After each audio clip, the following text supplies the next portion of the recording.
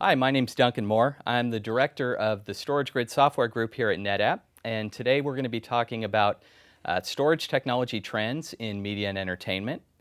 With me, I have Jason Danielson. He's a product marketing manager for media solutions here at NetApp. A little bit of introduction about Jason.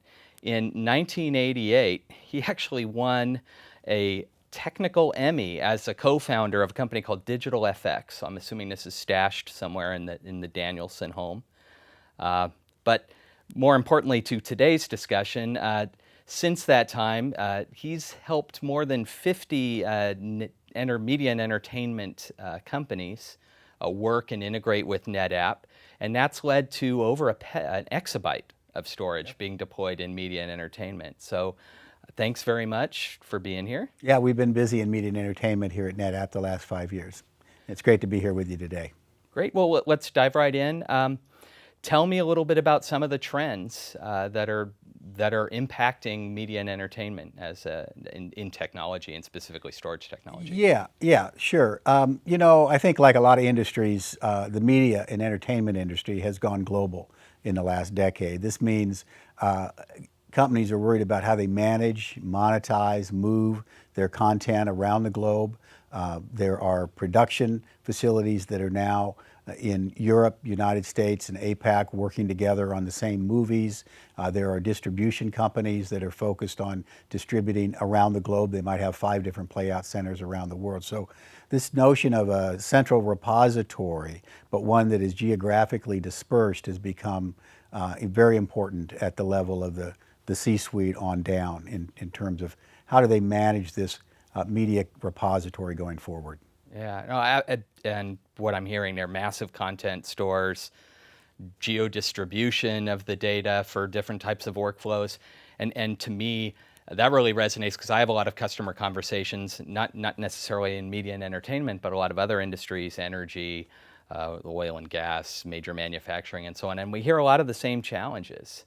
So, specifically, and why we're here, what is NetApp doing to help people with these challenges? Yeah, well, there's a couple of things. Obviously, Flash is important, and NetApp's technologies there are disrupting the industry, allowing us to build lighter weight, smaller footprint, high-speed production environments for real-time video editing and low latency animation rendering. At the other end of the continuum is this technology we have for large repositories, the ability to manage content across StorageGRID Webscale. And it's a StorageGRID Webscale, absolutely. I like to say it gives us the ability to manage content across space and time like never before. I started to talk a little bit about the need to manage content across space because we have these multiple sites within global enterprises today.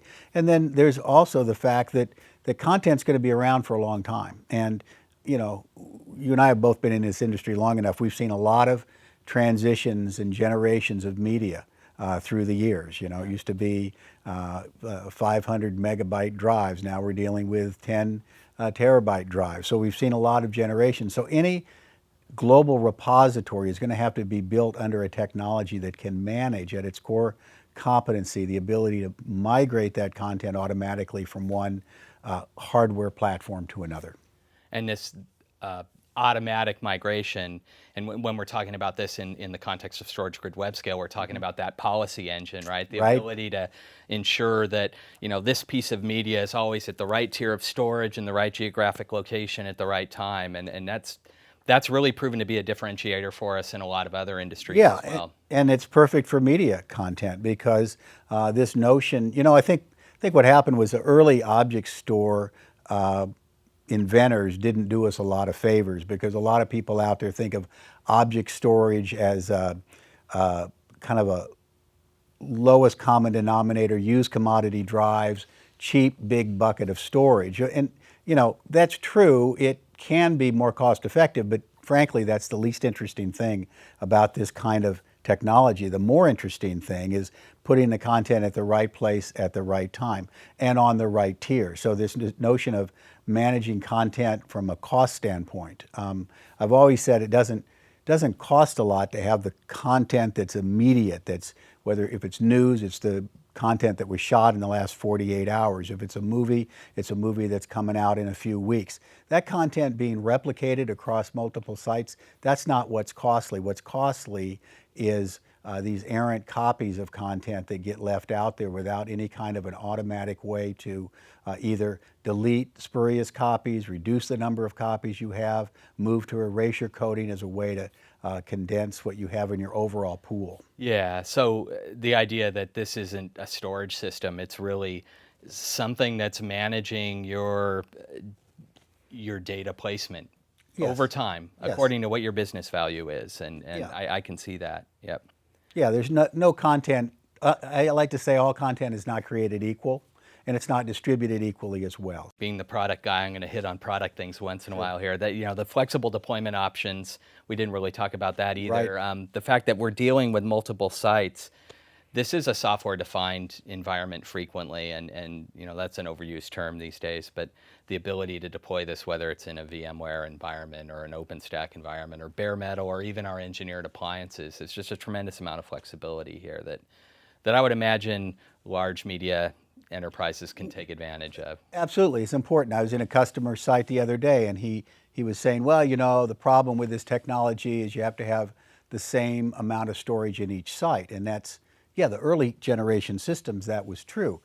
Not with StorageGRID Webscale. It's as flexible as you need your business to be. So, I think a lot of people are going to move to this kind of repository over the future, but it's important that there's a couple of use cases that are in use today. Yeah, I was gonna ask you about that specifically, because that's one of the things that strikes me. I always hear these massive distributed content repositories are the wave of the future, but we obviously have a product now and it's helping people now. So what are some of these use cases where you're seeing this? I'd say there's two. There's global production, production houses that are living in London, New York, LA, Hong Kong, for instance, and then there's people that want to be cloud independent in terms of their archive. Yep. Okay, so let's kind of walk through that. If you're a global production, if you're in the broadcast business, you're going to ingest content where it's created, where it's shot. You're going to move that content to the cities where it's going to be accessed over the next 24, 48, 72 hours.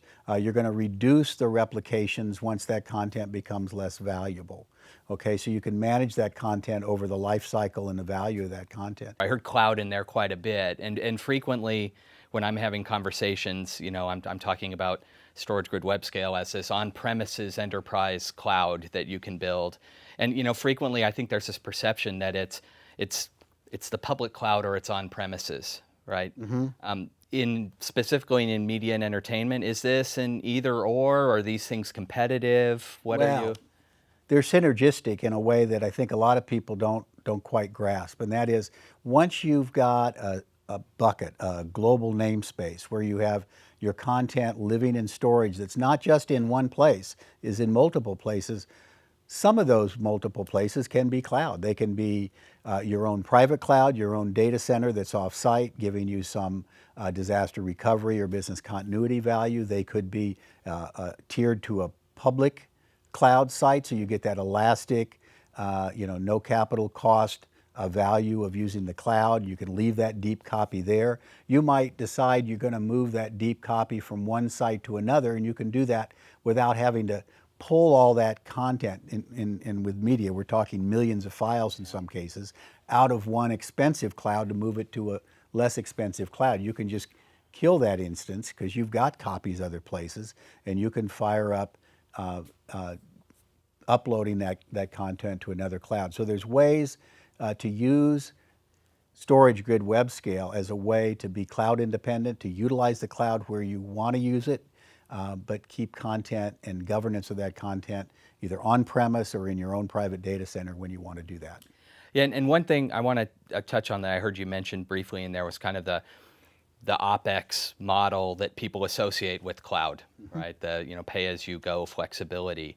And I don't think a lot of people are aware that StorageGRID Webscale as an example and NetApp as a whole, we are bringing that consumption-based capability and licensing to a lot of these on-premises products, right? So StorageGRID Webscale as an example, consumption-based subscription licenses or traditional enterprise perpetual software model. So we can do the CapEx, we can do the OpEx. It's whatever makes sense. Exactly. And if the customer doesn't want to do that, they could go one step closer to the cloud, and they could work with one of our systems integrators that are now providing managed services to basically rent the storage grid to the capacity to the media company, provide the managed services, go find the cage in the data center where that's going to go, and essentially spin up a private cloud for them off premise. So Okay. a lot of ways that that can be handled.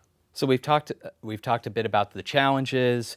We've talked about how our content management solutions, our StorageGRID Webscale product can come to bear. Can you give us a little bit about maybe a specific customer example where you've seen this all come together? Would love to, and you know this customer as well, ProSiebenSat.1 Production in Germany. They're Absolutely. one of the largest broadcast service providers in Europe. They provide broadcast playout services for over 10 channels, or what we'd think of as a broadcast network here in the States.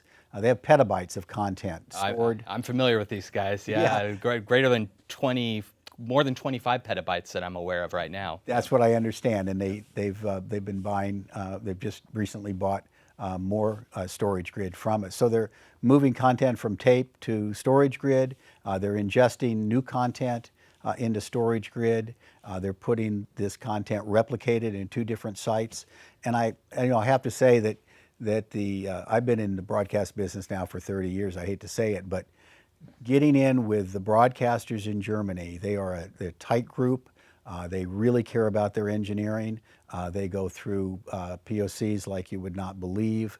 It's very, very competitive. And when your product has finally made it, you know it's made it because you're in one of the big German broadcasters. So very important that we're in there, and very important that they've come back and bought more. What were the compelling capabilities? What did we solve for them that made this the choice? Sure. You know, you and I can talk for days about the 10 or 20 differentiating values of StorageGRID, and we go on and on about that. But I think it came down to a completeness of vision that they saw in the StorageGRID product. And I think this goes back to the original invention of the product, that it wasn't about cheap and deep storage. It was about how do you build a repository that's actually going to add value to companies as you get to not just billions of files and not just tens of petabytes, but multiple locations and far-flung operations and content that you don't ever want to lose. And how do you do that